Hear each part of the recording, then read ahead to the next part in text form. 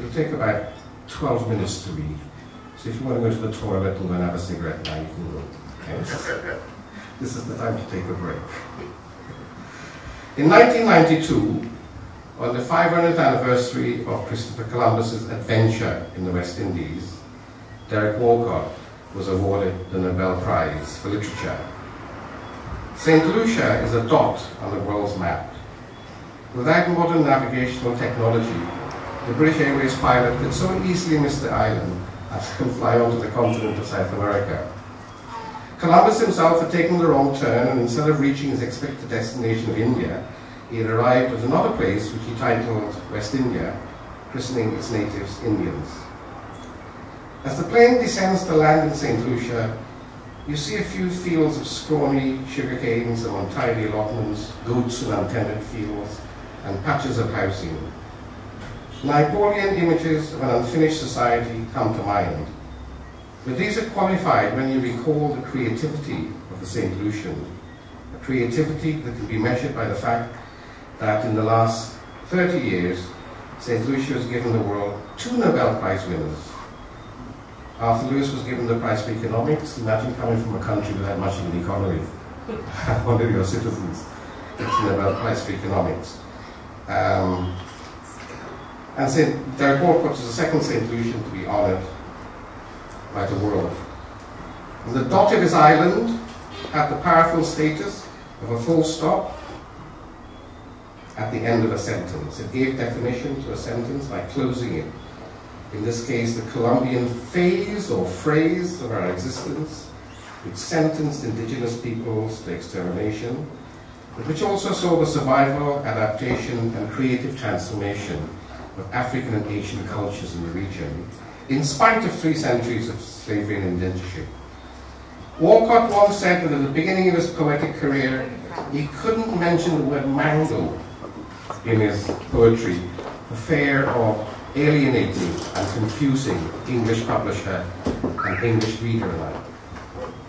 By 1992, Walcott was able to name his landscape and define the culture of the region. Well, I did talk to Walcott about this. I said, well, you can put mango anyway, it's hard to rhyme. You know, in a facetious manner, right? And of course we talked about the iconic status of the cherry, of the peach, of the apple, in English poetry, the mango. Never mind banana, you know. Egbert Martin was the first Caribbean poet, probably, to actually name the landscape. He wrote about sorrel trees. He wrote about, like your garden, you know, the collection of poems on your garden. Egbert Martin also attempted that. Walcott's Omeros is dedicated to, quote, shipmates in the craft. The craft not being only the craft of poetry, but also the slave and coolie boats which brought us to the Caribbean in the days of Elizabeth I and eventually landed us in England in the days of Elizabeth II. After the Second World War, West Indians were recruited to Britain to help rebuild its fabric, to work in hospitals, factories, and railway and bus depots, including Yesu Prasad, who worked for British Rail, carting luggage here and there. Among the mass of workers arriving in the boats were a few prospective writers, people of Walcott's generation. There was James Berry and Edward Brathwaite, Sam Selvon and George Lanning, Andrew Salkey and Michael Anthony, Stuart Hall and V.S. Naipaul, Dan Crew and Wilson Harris, an all-male lineup, more or less all-male. There was Una Marston, she got there earlier, and Miss Louise Bennett, who I think was in the 60s as well, but mostly men. These early writers, coming in different boats from different islands, shared Walcott's passion to name self and to name landscape. The Trinidadian Sam Selvon said, quote, I believe that the West Indian novelist had, among his major responsibilities, that of making his country and his people known accurately to the rest of the world. The rest of the world being, obviously, Great Britain. Roger Mace, a Jamaican novelist, wrote that his purpose in writing was to reveal something of, quote, the dreadful conditions of the Jamaican working classes. And his contemporary Vic Reed said that his project was to describe, quote, the kindliness, humour and beauty of my people. And when V.S. Naipaul began to publish, C.L.R. James wrote to him to congratulate him for, quote, showing the English what stuff we are made of. Literary efforts at self-definition and self-description coincided with agitation for independence and decolonization. Some writers, as you know, like Martin Carte and Roger Mace, were jailed for opposition to Britain, and their poetry and fiction were nourished by political and prison experiences. Others, like C.L.R. James, wrote fiction, poetry, and political philosophy, and worked closely with up-and-coming anti-colonial politicians like Kenyatta and Nkrumah for, quote, the liquidation of colonialism and imperialism. And a few West Indian cultural organizations that existed in the 1960s were also cultural centers, but also centers to agitate for independence for the various islands.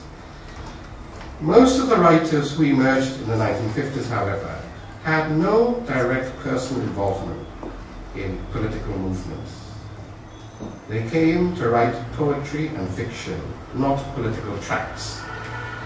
They confessed a passionate and obsessive ambition to write works of the imagination, and none more so than the Guyanese Edgar Mittelholzer. Mittelholzer uses the language of war in describing his efforts to write and be published. It's very difficult to be published. So when he wrote his autobiography, A Swarthy Boy, he tells us about the great efforts he had to make to get published. And he uses the language of war. He said, in my imagination, the whole thing had taken on the flavor of a military campaign. I was general at the head of an army, and the objectives were clearly defined. Joe, listen to this. The enemy was life, editors and publishers in London. I must hurl the whole weight of my war machine against their defences, infiltrate there, infiltrate here, and then in one big offensive, batter away at the inner fortifications until victory was achieved. The acceptance of a short story by a weekly paper would constitute a mere infiltration. The same would apply to an article, but a full-length story accepted by one of the monthly magazines like The Strand or The Royal would be a major breakthrough.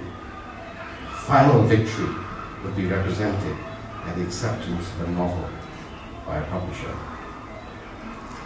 Mittelholzer wrote furiously and copiously and posted from British Guyana several stories to English magazines, only to receive rejection slips and return of his work on that separate cover. The more he was repulsed, the more fanatical he became. Penning stories with speedy dispatch to the metropolis. This is what he said.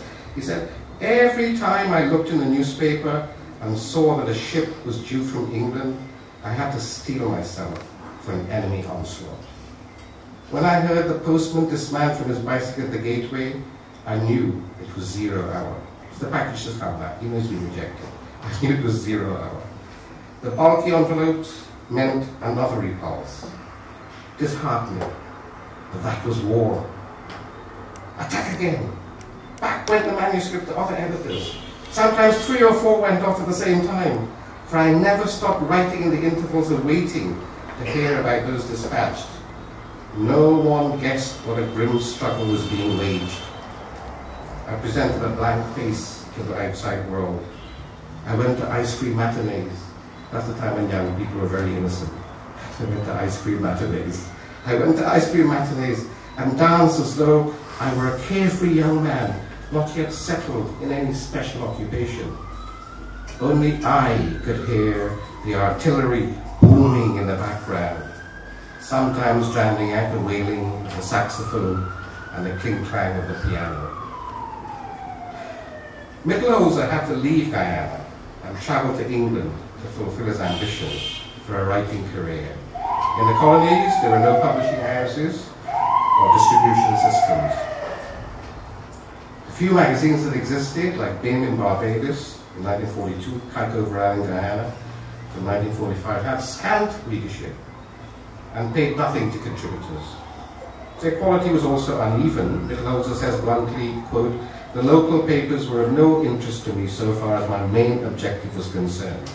The standards were too low.